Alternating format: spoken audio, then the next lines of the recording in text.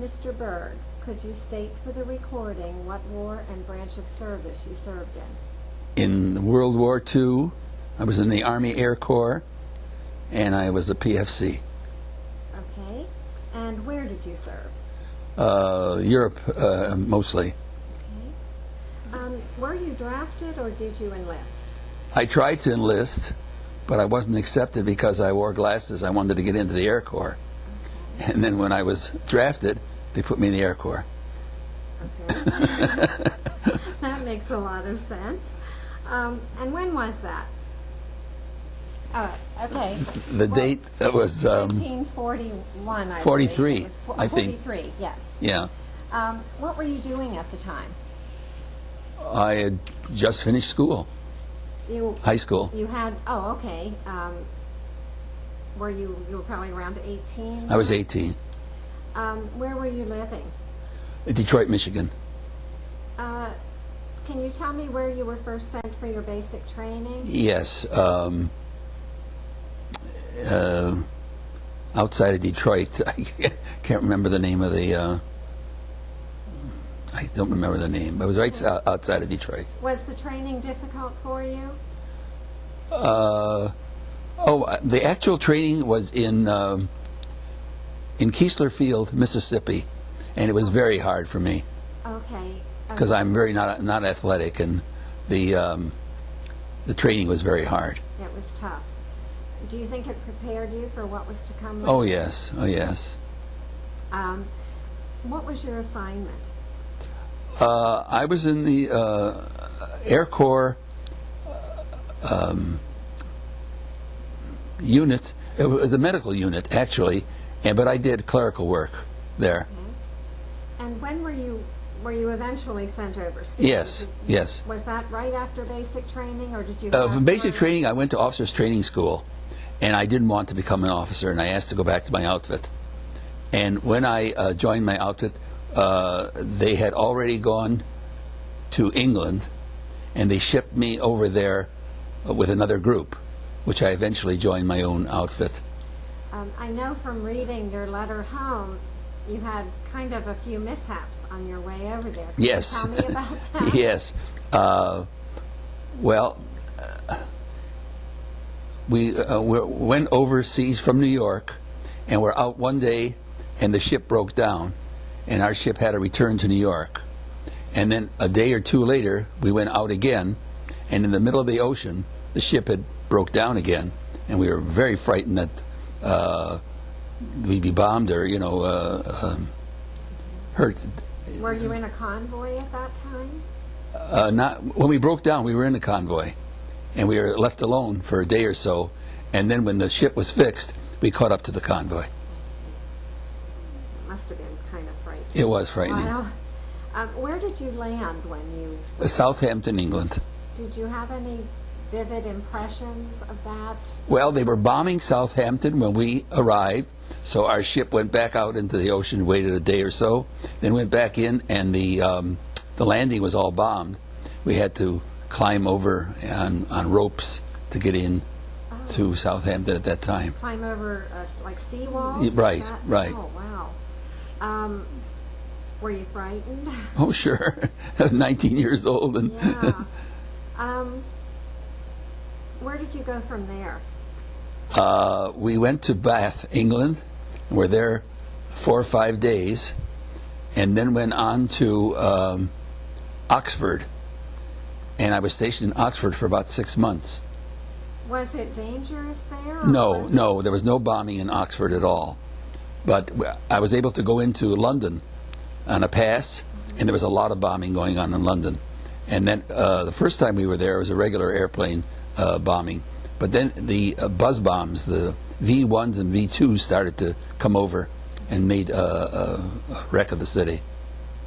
Can you tell me what an average day was like for that period of time that you were in Oxford, what your duties were each day? Working in the office. And how did you guys amuse yourselves when you had free time? There was nightclubs, and there were things to do, and I happened to meet a girl there, and I became very friendly and thought I was going to get engaged to her, but it didn't work out. And then then we went to France. And in France, we were at Liberget Airfield, and it was about 6 miles to Paris. And 4 of us hitchhiked into Paris, and that was very exciting. And we went to Notre Dame Cathedral, and DeGaulle was going to visit there that night. It was at night. And we all gathered around, and there was a sniper, a German sniper, up in the tower, and was shooting to try and get DeGaulle. And I got hit in the eye. Oh, so you were wounded. I was wounded there very early. And, well, tell me what happened then. Well, they took me to a hospital. They couldn't talk English. I couldn't talk French. And they sent for an officer from my outfit. And he brought me back, and I was shipped back to England to recuperate. I was there several months. And my eye, they thought I was going to lose my eye, but I didn't. They had a wonderful doctor that took care of me. And then my outfit had moved to Belgium.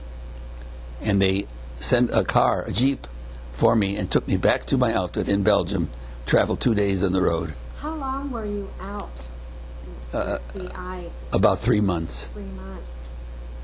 And they actually sent you back in to fight? Yes. And did you fight there in Belgium? Yes, we had was during that your first encounter with the yes. That was the Battle of the Bulge, and there was a lot going on, a lot of shooting and everything.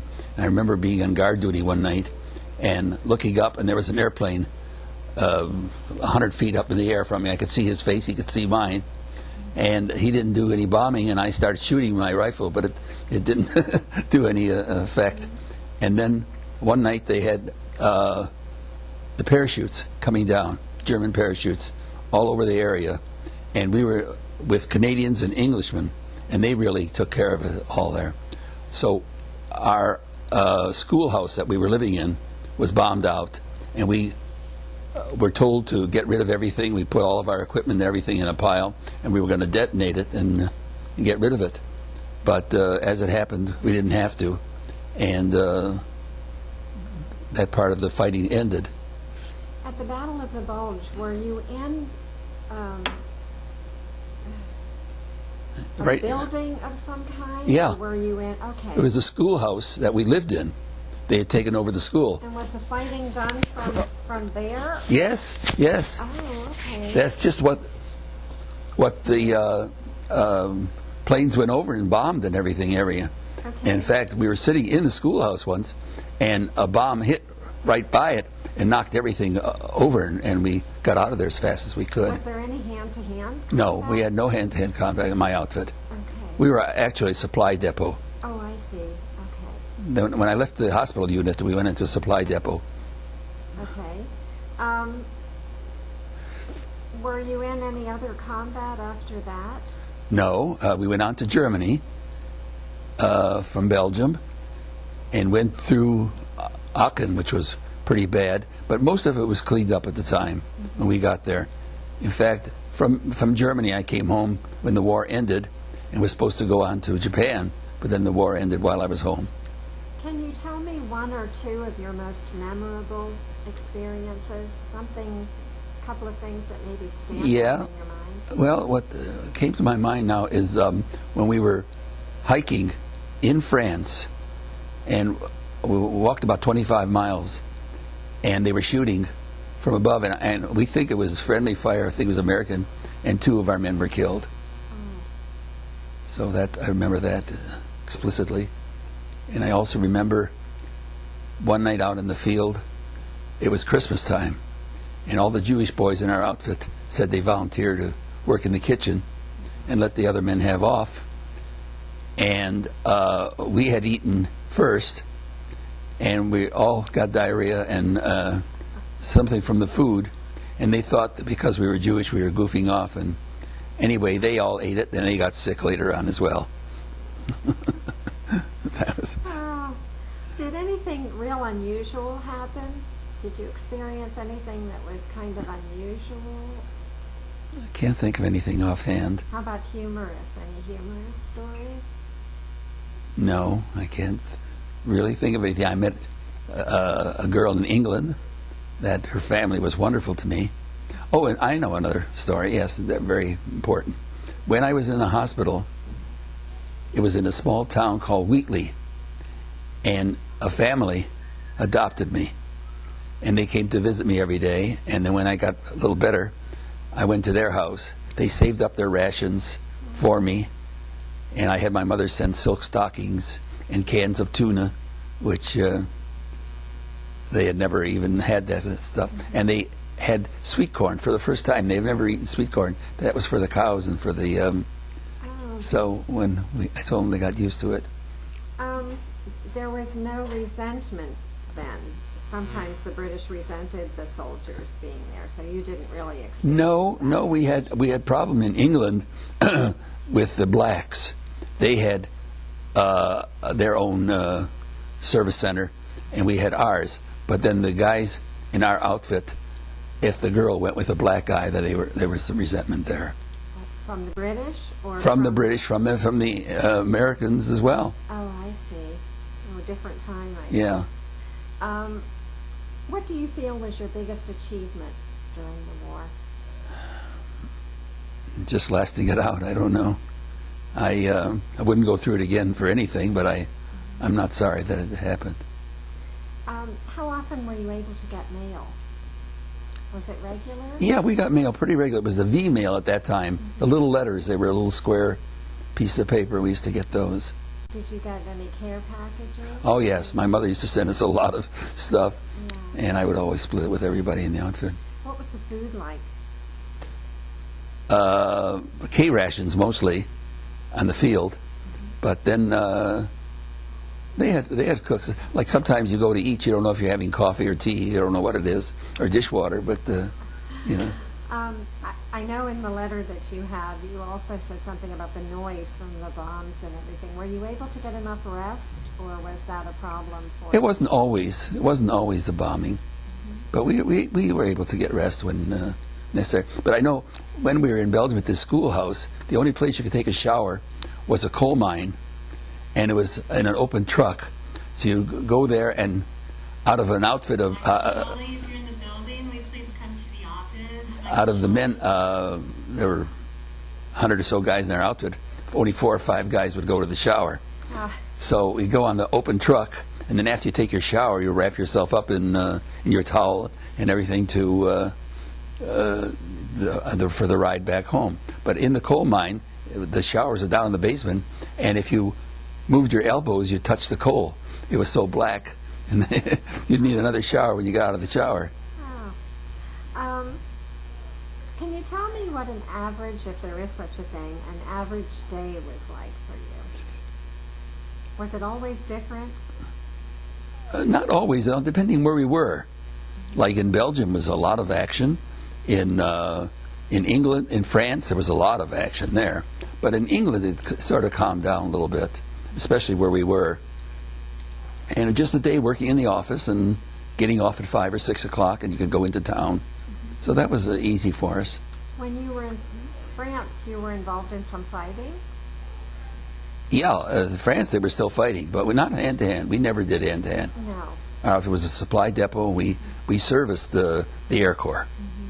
But were you getting bombed or shelled or anything like that? Were you in danger? You particularly? Yeah, like I say, the 2 guys that were killed in my outfit. Oh, that was from the... That was from friendly fire, and then you never knew when the bombs were going to come. But in Belgium was the worst that we had. Did it become easier for you as time went on, or was it more difficult? It was easy for me. I don't see anything that I can say that it was more difficult.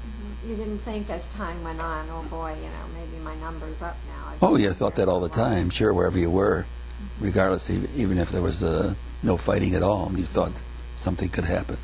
Did you make any particularly close friendships? Yes, well, you mean girls?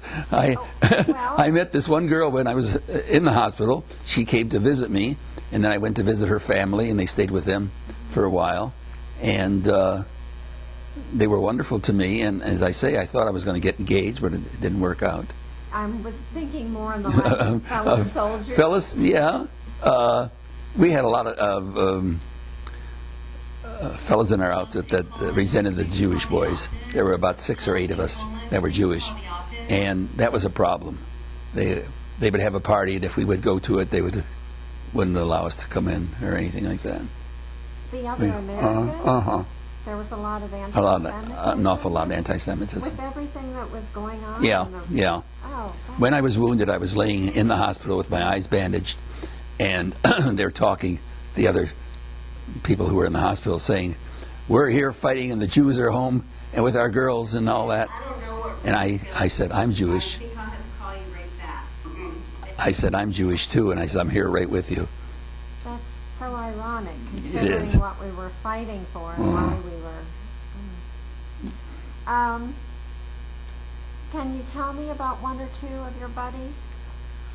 Well, this Herman Feinstein, I have a picture of him in a foxhole that we shared together, and we stayed friends after the war, and I've since lost contact with him.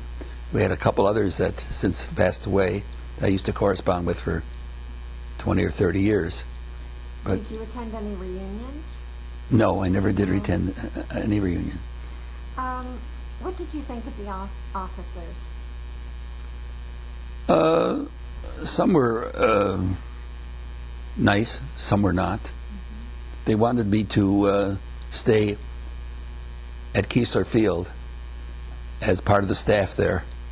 And I talked to one officer who was very friendly, and he says, "You don't want to do that." He says, "You go on." Well, as it happened, I went on to Europe, but he thought I was going to stay in another area. But some were very nice, and some were very highfalutin, and whatever the... How about your fellow soldiers? Well, the Jewish ones that I was able to be with, we were all friendly together, but as I say, there was a lot of anti-Semitism in the Army. What do you feel is the most important thing that you learned from your time in the service? I don't think I can answer that. I don't know. Did your experience in the military influence your thinking about war or the military in general? I didn't decide to stay on. They wanted to, me to stay on. I did not want to. I had enough of it, and I wanted to get home. Did it influence you in civilian life? Did you have nightmares or any negative? No. No.